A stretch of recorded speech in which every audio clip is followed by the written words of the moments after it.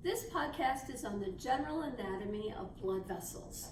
So I drew a big long blood vessel up on the board, and we're going to start right here and describe what it's made out of. These are tubular organs with a central lumen where the blood's going to go down. And so on the outside of all blood vessels is a layer of simple squamous. So everything in purple on the board is simple squamous ET. Then inside of it, you know there has to be a connective tissue, and so the orange line is dense right CT, okay? And then in the middle of the wall of all blood vessels is a big layer of smooth muscle. And the smooth muscle is what determines the size for the blood vessel. So how many layers of smooth muscle equals the size of the BV? And then on top of that, we have some dense irregular CT, and then we have a little thin layer of simple squamous ET right here, going all the way down the lumen. Right here, simple squamous on the top and the bottom. So it's going to continue all the way down and then into the capillary. So determining the size right here. So what sizes of arteries do we have? We have large. That means there's 10 layers of smooth muscle in the wall right here. And that muscle is going to do peristalsis, the slow rhythmic squeezing, to move your blood. And then medium-sized arteries have 5 to 9 layers of muscle. Small ones have 4 to 3 layers of muscle. And extra small arteries, which are called arterioles, only have 1 to 2 layers of muscle, so not much. But they do the squeezing, right, the peristalsis, and will push the blood into the capillary. Now, capillaries are only made of simple squamous ET, 1 layer of simple squamous ET cells, and there's basement membrane underneath it, and that's the yellow right there. And so this is a capillary. There are going to be 2 kinds of capillaries we're going to talk about here in a minute. And so we have 2 kinds, fenestrated, called leaky, common name leaky for fenestrated, and it's abbreviated FEN. And then we have non-fenestrated or non-leaky capillaries on the other side, non-fen. And so those are the 2 types, and those deliver and move everything from the lumen of the capillary into the cells of the organ. So we'll come back to that in a minute. And then over here we have veins. And so the smallest vein is called a venule. And so it's extra small, 1 to 2 layers of muscle. Then we have the small size, we have medium, 5 to 9 layers, and then large is 10 plus layers of smooth muscle. All right, so that's essentially how your blood vessels are all connected together. And then in the middle here, in the lumen right here, basically I've got some blood, okay? And so I have red blood cells loaded with oxygen first, okay? I have hormones, are going to be the blue circles, and I have food, okay? Food, any kind of food item will be brown, okay? Steak, Snickers, brownies, candy, whatever. And so that's going to be floating in the plasma, the hormones and the food. The oxygen is attached, of course, to the red blood cells. So here comes the artery bringing in all this good blood. And now it gets down to the capillary size right here, the capillary size. And so we've got oxygen and we've got hormones and food that all need to go into these stomach cells down here. And the stomach cells are loaded with CO2. They're making some hormones. They're also going to have waste products in them, okay, waste products. And so they need to get rid of CO2 and waste because otherwise the cells will die and the whole organ will eventually die if you can't exchange this and get rid of it. So what's going to happen at the capillary level? Capillary level exchanges everything. None of these other sizes of blood vessels do anything but just carry the blood down to the capillary size, the smallest artery in the human body. So this is called a leaky capillary. I divided this capillary in half. Are they really divided? No. They're either one kind or the other. And so we're going to pretend this side is a fenestrated capillary. And so it's leaky. So what does leaky mean? Leaky means that there are small spaces small spaces between the simple squamous cells. Little small spaces like doors, like little doors right there. And so little small spaces. And that's going to allow things to slide through very quickly right there. So we call that a pore, P-O-R-E, right here, the pore, right there. And so now what happens is when the blood arrives in the capillary, in a leaky fenestrated capillary, basically the oxygen, whatever's in the lumen of the capillary, always moves first, okay? Because it's in higher concentration than the CO2. So oxygen is going to unload. It's going to unload from here, and it's going to squeeze through. It's going to squeeze through this little pore, and it goes into the basement membrane, okay?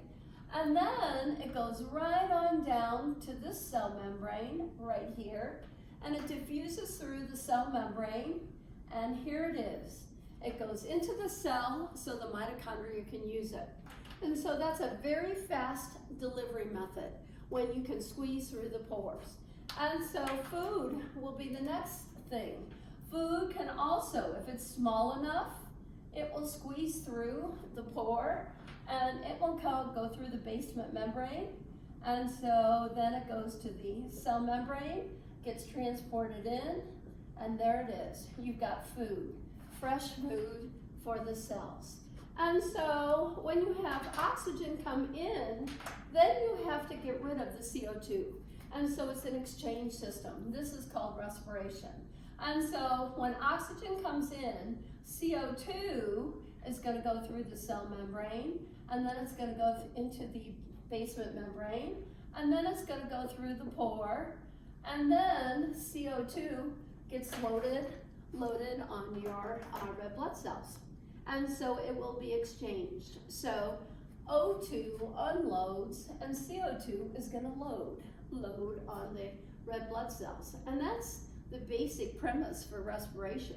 We've got to do that every second we're alive, right there. And so once food comes in, then the waste products can go out, right? And so then the wastes are going to move out, go through the cell membrane, squeeze through the pore, and then get into the plasma of the blood, the waste right here. And then it will be taken out by the kidney. Once this blood gets to the kidney, it will remove your liquid waste from your food items.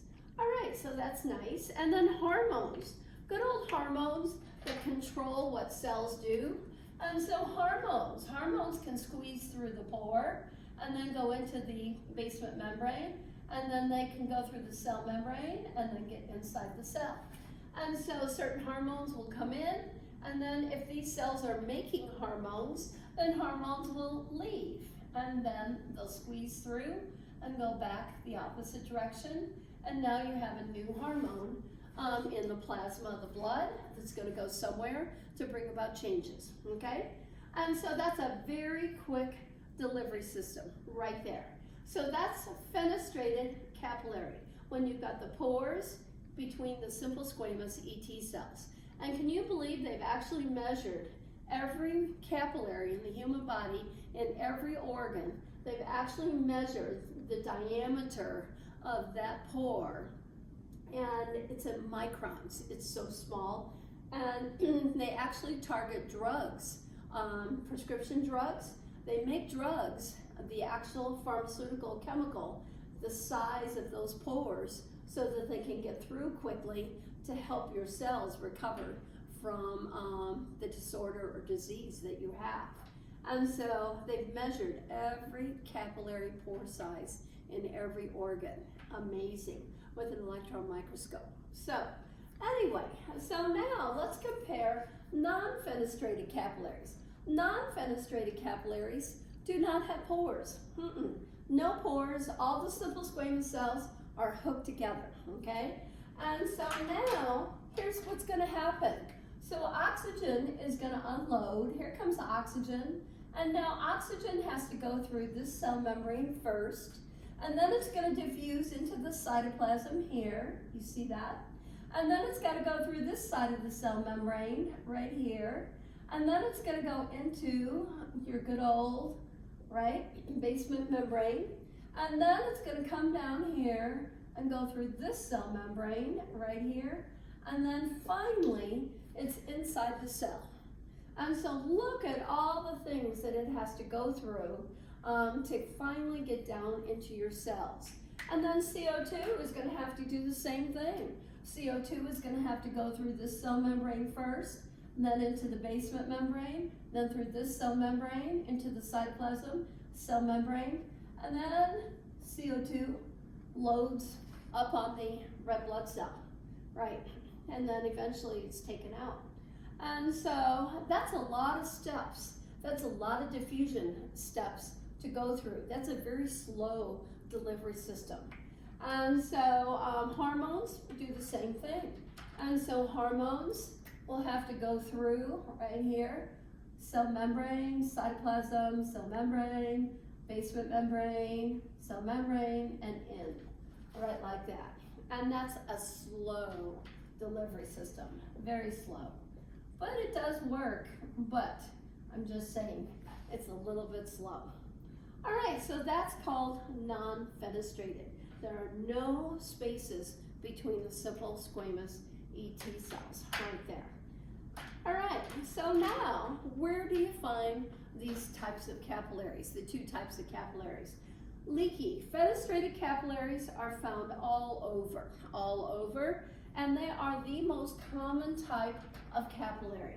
And so fenestrated are the most common, right here with the pores. So fenestrated are the most common type, the leaky ones, right there.